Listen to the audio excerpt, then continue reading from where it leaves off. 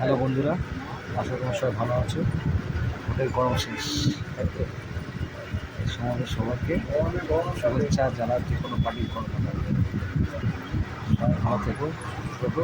আর একটা কথা, যেটা এই ব্লগটা ছোট্ট একটা ব্লগ প্রদর্শন করতে গেলাম, শেয়ার মানে কত বড় রাজনীতি ভারতবর্ষে ঘটে গেল নিঃশব্দে। প্রধানমন্ত্রী বলছেন যে শেয়ার মার্কেটে টাকা লাগান, 4 তারিখ বিশাল রিটার্ন।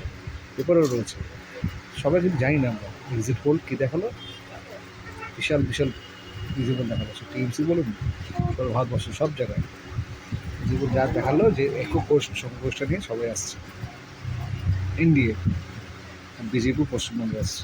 এর ফলে কী হলো, প্রচুর মানুষ শেয়ার মার্কেটে ইনভেস্ট করবে, নিঃস্ব হয়ে গেছে সাধারণ মানুষ। প্রচুর শেয়ার মার্কেটে ইনভেস্ট করেছে। তাদের কথা প্রধানমন্ত্রী অমিত শাহ স্বরাষ্ট্র এরা পেপার দিয়েছে, একটু দেখে নেবেন পেপারটা। আজকে হচ্ছে 7 তারিখ, 7ই জুন 2024।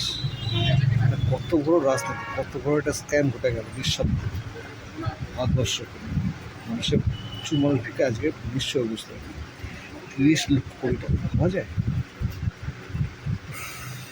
এরা মানুষ নিজেদের বুদ্ধি রক্ষার জন্য মানুষের কীভাবে ইউজ করবে, মানে টোটাল পৃথিবীতে মনে হয় ভারতবর্ষের মতো এরকম রাজনীতি কিছু বলার নেই। মানে অবিশ্বাস্য একটা মানে স্ক্যাম ঘটে গেছে, স্ক্যামই বলা চলে। তুমি জানি তোমার সহমত হবে কিনা, কিন্তু আমার মনে হলো স্ক্যাম।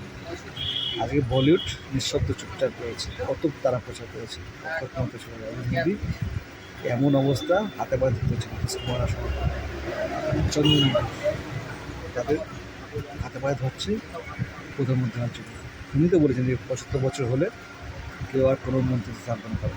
ওনার তো বয়স 75 হয়ে গেল বা হয়েছে, তা উনি কেন প্রধানমন্ত্রীর জন্য লোচক করছে? ওনার নেই, কারণ উনি এটা করেছে। তা কেন হচ্ছে এটা, কে করছে বলেন না? ওনাদেরকে এমন পছন্দ, সব স্বরাষ্ট্র কিছু দেবে, বুদ্ধি দেবে, ওরা কোনো বলার নেই কিছু।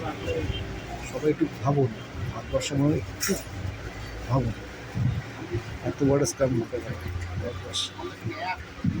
মনে বিগেস্ট, ওয়ার্ল্ডে মনে বিগেস্ট স্ক্যাম একটা।